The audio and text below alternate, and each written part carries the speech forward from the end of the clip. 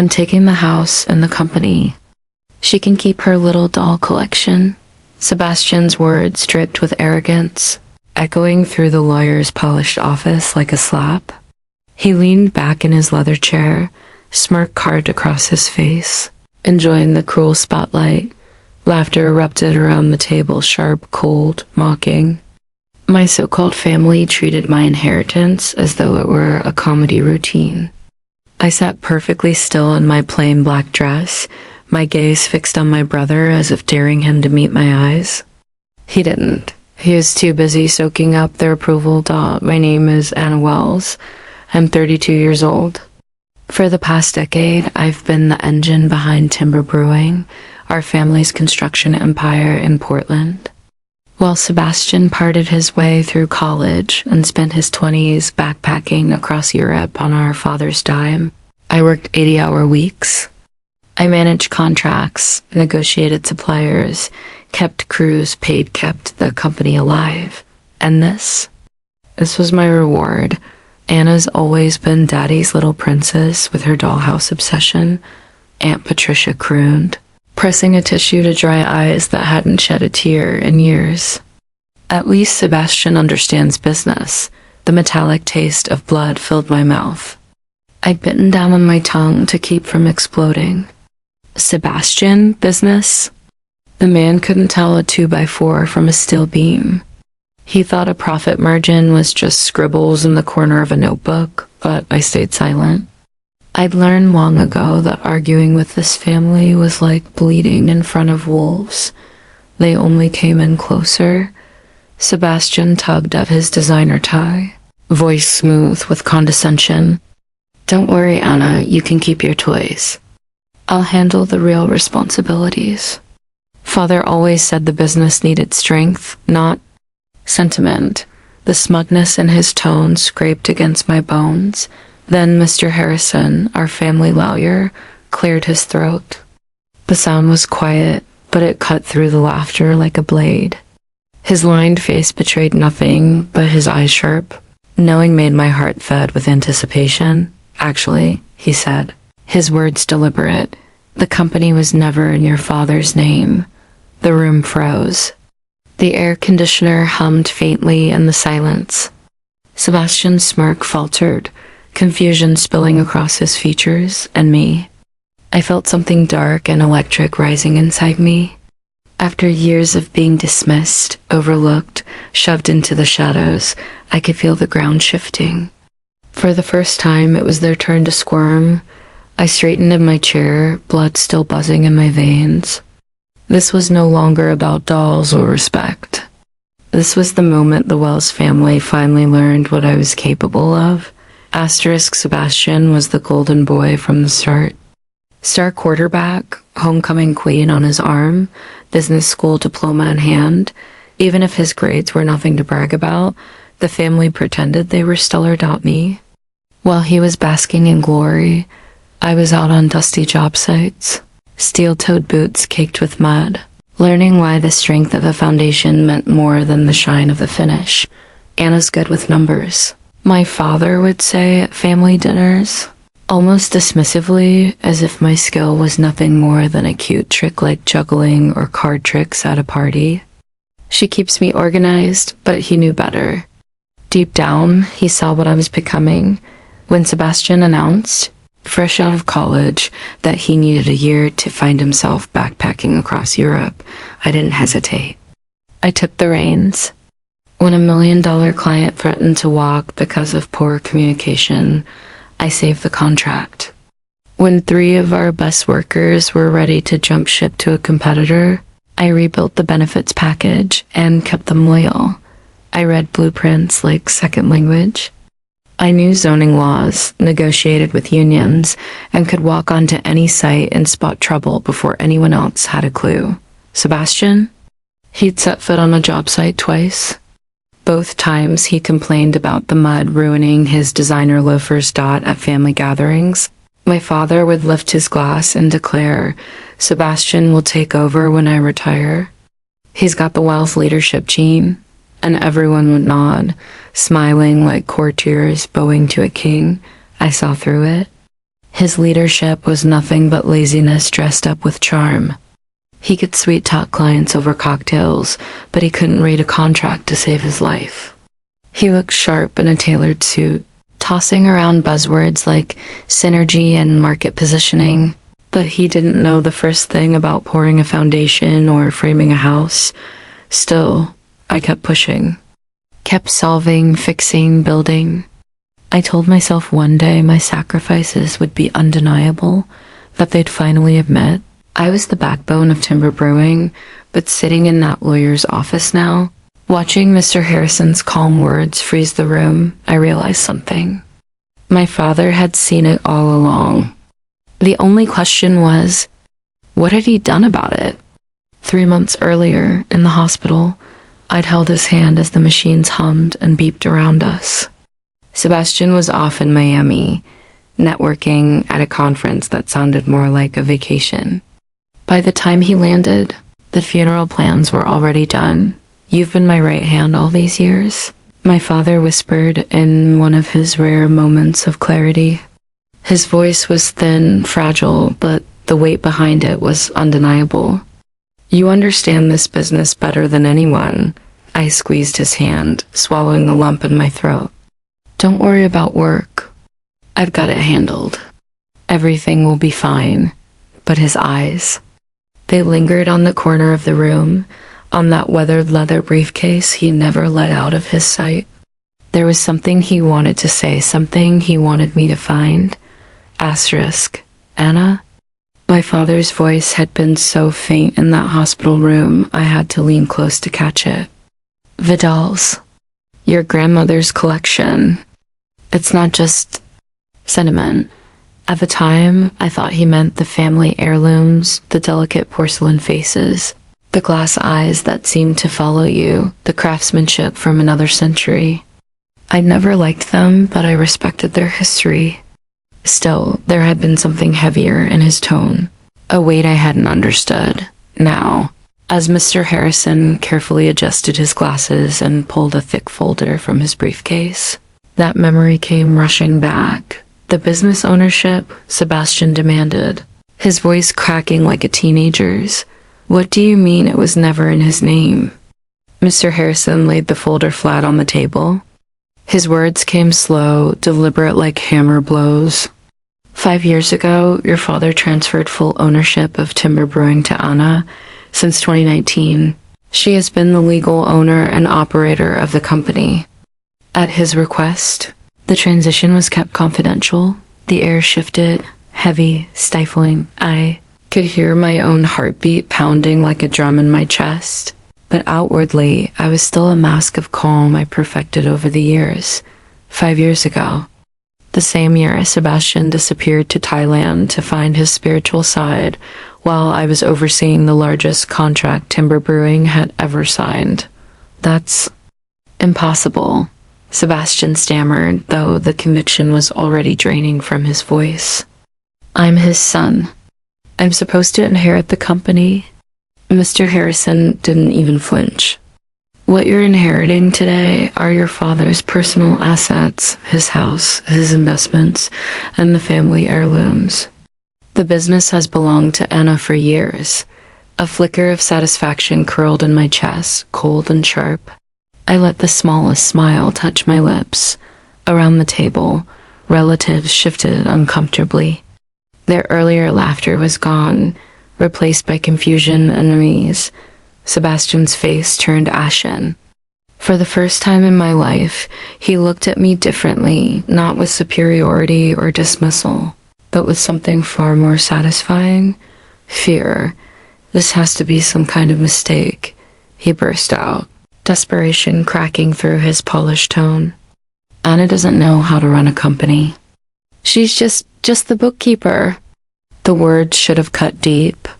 10 years of being minimized, shoved into the shadows, reduced to just anything. But instead of anger, I felt something darker take root a cold.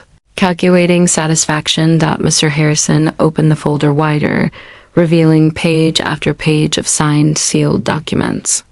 His voice remained calm, uncheckable. "There is no mistake, Ms. Wells.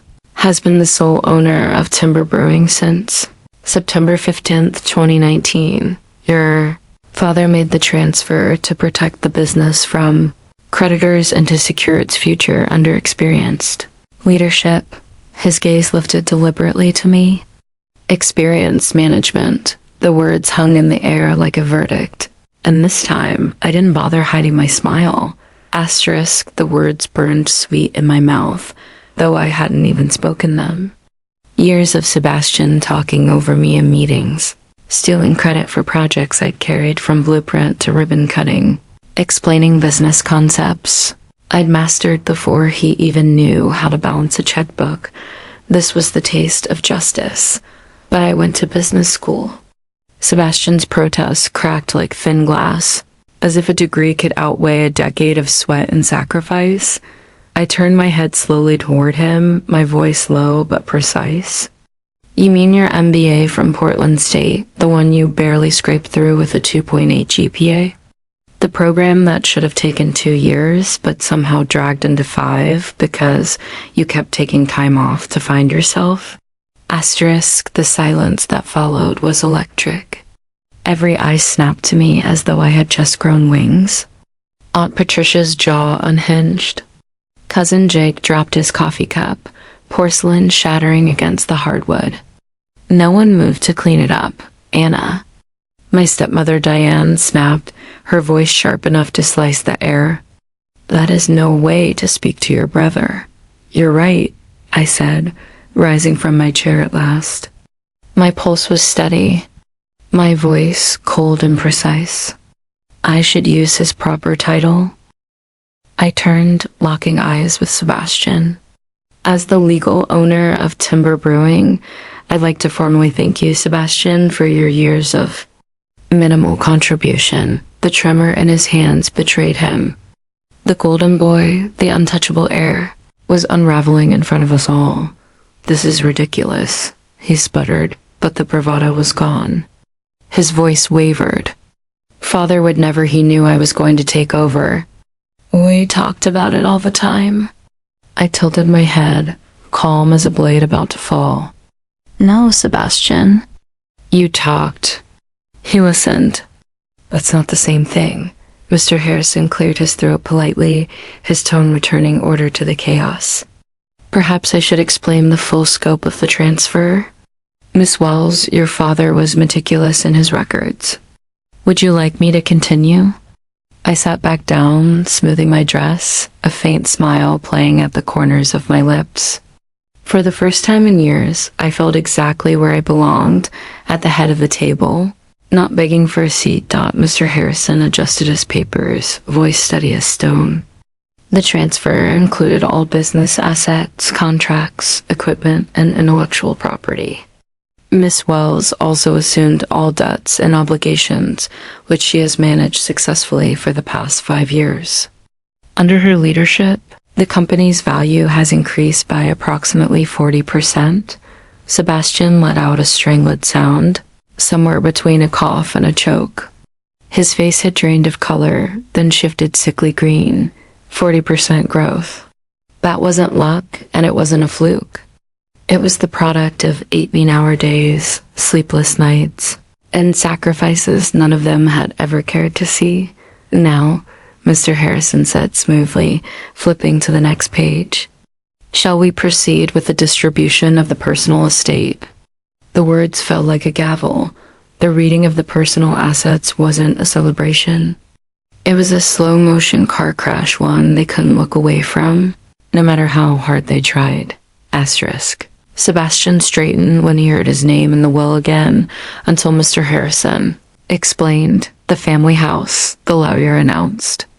Though I must note there is an outstanding mortgage balance of $300,000. Sebastian's smile flickered, and Mr. Harrison continued smoothly.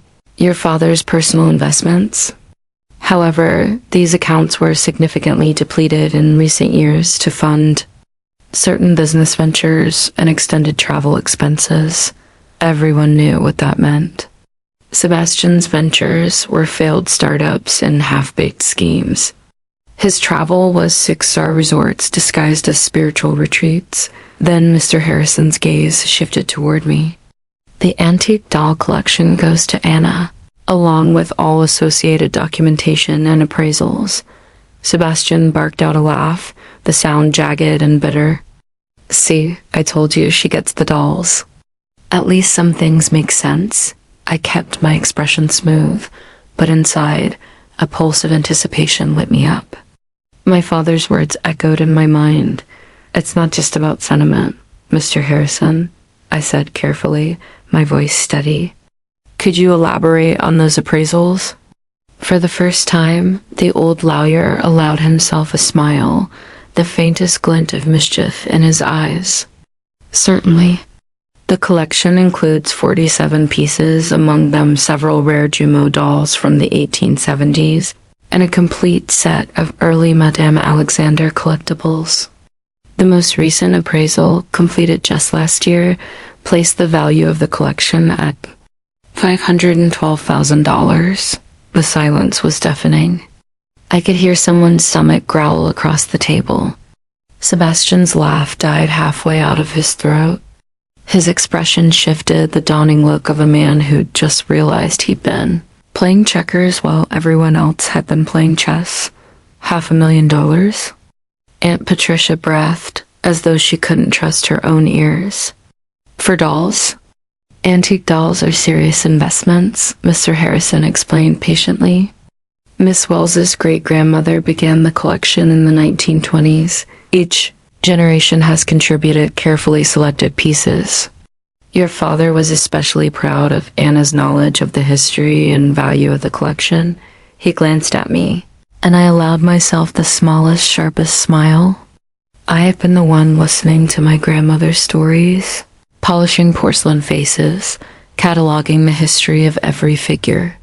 While Sebastian rolled his eyes and cracked jokes about creepy toys, I had been learning about craftsmanship, heritage, and market appreciation. Sebastian's voice came out strangled, each word squeezed through clenched teeth. So let me get this straight. Anna inherits a company worth millions and $500,000 in antiques. And I get a house with a $300,000 mortgage. You also get your father's truck, Diane offered weakly, her voice wobbling, as though tossing a bone might save him. It was almost cruel. Almost. The Timber Brewing Company, Mr. Harrison added, consulting his notes, was appraised at $2.3 million as of last month. Under Miss Wells's leadership these past 5 years, the company's value has grown by nearly 40%. Sebastian's face cycled through color pale, flushed, then green. I could practically see the math grinding in his head, the realization that everything he'd taken for granted had slipped through his fingers. This wasn't just inheritance. This was Judgment Day. $2.3 million for the company, $500,000 for the dolls, and the priceless satisfaction of finally being seen for what I had always been, the backbone of Timber Brewing. Meanwhile, Sebastian was left with a house he couldn't afford, an empty investment portfolio, and a rusting pickup truck that needed a new transmission. This can't be legal, he spat, desperation cracking through his voice. There has to be something we can do. Anna must have tricked him somehow. I rose from my chair, smoothing my skirt, and let my voice cut through the tension like glass. Actually, Sebastian, I think it's time I explained exactly how this happened. Every head turned. Even those who wanted to side with him leaned forward, compelled despite themselves. 5 years ago, I began, my voice steady. You were in Thailand, finding your spiritual center. Meanwhile, I was overseeing the Patterson Heights development project, $20 million contract that nearly collapsed over permitting issues. You remember that one, don't you, Sebastian? His eyes darted frantically around the room, searching for an ally. None came. Everyone remembered Patterson Heights. It was the crown jewel of our company's history. I spent 3 months negotiating with city planners, environmental consultants, and zoning committees to save that contract, I continued. While I was doing that, Mr. Harrison discovered one of our subcontractors was preparing a lawsuit that could have bankrupted us. Mr. Harrison gave a solemn nod. Your father was facing potential personal liability, his home, his savings, everything could have been at risk. I turned my gaze back to Sebastian, unflinching. So he called me into his office. He told me he'd been watching me handle every crisis, every detail, every responsibility you wouldn't even touch. He knew the business needed protection, and he knew the family needed someone who actually understood how it worked. But why didn't he tell us? Diane asked weakly. Gone was the sharp edge of accusation. Now she just sounded tired, because he knew exactly how you'd react, I said. The same way you're reacting now, with disbelief. As if it's impossible that Anna could run anything more complicated than a lemonade stand. Sebastian slammed his palm against the table. This is insane. You can't just give away a multi-million-dollar company without consulting the family. I stepped closer, my voice hardening for the first time all afternoon. He didn't give it away. I earned it every 18-hour day. Every crisis I solved. Every client and supplier who trusted me.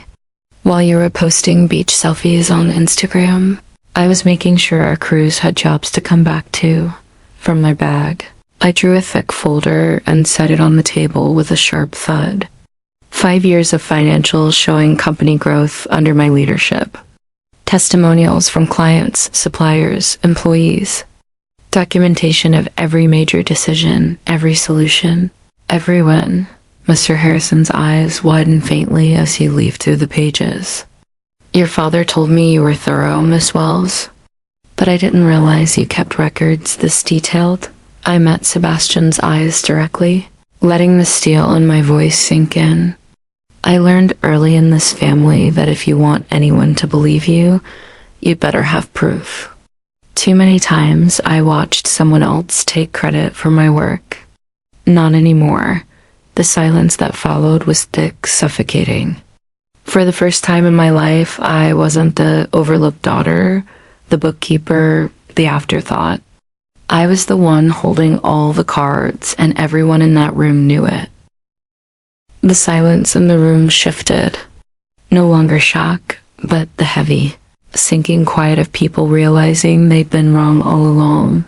Sebastian's voice cracked through it, small and unsteady. So, what happens now? I looked at him, my brother, the golden boy who had coasted on charm, parties, and handouts. For a heartbeat, I almost pitied him. Almost. Now, I said evenly, you figure out how to stand on your own. Just like I did. I gathered my folder, rose from my chair, and walked toward the door. The door I was leaving through, not as the overlooked daughter, but as one of the wealthiest young women in Portland. Just before stepping out, I turned. Oh, and Sebastian? My smile was cold. The business isn't hiring. The aftermath was everything I had imagined. Sebastian stumbled out of Mr. Harrison's office like a man gut punched by reality, while Aunt Patricia and Diane hissed in the hallway about betrayals and unfair surprises. Their whispers barely touched me. I walked past them, head high, clutching the folder that proved I had earned every cent, every title, every victory. Anna, wait. His voice stopped me at the elevator. Gone was the arrogance. What replaced it was raw, desperate. I turned. His tailored suit looked cheap in the harsh lighting, and even his perfect hair couldn't mask the defeat in his face. What do you want to talk about, Sebastian? I asked. My tone was calm, measured, sharper than a knife. Do you want to discuss how you never once cared about my work? Or how you assumed you'd inherit a business you couldn't even explain? Or maybe you want to go over the insult you just threw at me in front of the entire family? His mouth opened, but nothing came. No excuse, no defense. Just silence. You know what's funny? I said it as the elevator chimed. I would have worked with you if you'd shown even a shred of respect. If you'd taken 5 minutes to understand what I do, we could have been partners. But you were too busy being handed everything to notice someone else was carrying the... Wait, the elevator doors began to slide shut. Sebastian moved as if to follow, but I raised my hand. Firm. Final. Don't. My voice was steel. You made your choice a long time ago. You chose to treat me like I was invisible. Now, you get to live with the consequences. The doors sealed between us. His reflection lingered a second longer on the polished metal. A broken man, standing alone in a hallway full of relatives who now looked at him with the same pity they used to reserve for me. 3 weeks later, I sat in my newly renovated office at Timbermere Brewing headquarters. Expansion plans stretched across my desk, bold and ambitious, the kind of future that never would have existed under Sebastian's thumb. Nameplate gleamed at the edge of my desk. Anna Wells, owner and chief executive officer. Even now, every time I saw it, I felt the same electric thrill. Not because it was handed to me, but because I had earned it. Asterisk a knock at my office door. Miss Wells, there's a Sebastian Wells here to see you. He says, he's your brother. I looked up from the blueprints spread across my conference table. Outside my window, cranes moved steel beams into place on our latest project, a sustainable housing development that would soon headline Portland Business Journal. It was my vision, my design, my legacy. Send him in, I said. Dad Sebastian stepped inside, and for the first time in my life, he didn't look untouchable. His suit was wrinkled, his hair a mess, and his shoulders sagged as if the weight of the world had finally caught up to him. Nice office, he muttered, but his eyes couldn't hide the bitterness. I hear you're branching into green construction. We are, I replied coolly, not bothering to stand or offer him a chair. It's the future, and we're positioned to lead the market. His gaze lingered on the framed awards on my wall, the photographs of completed projects, the degrees I had earned while he was busy finding himself. Finally, he swallowed hard. Oh no, I need a job. The silence stretched. And in that silence, I felt the sweet sting of justice. The golden boy, the one who had laughed at me, dismissed me, stolen credit, was now standing in my office, asking me for a chance.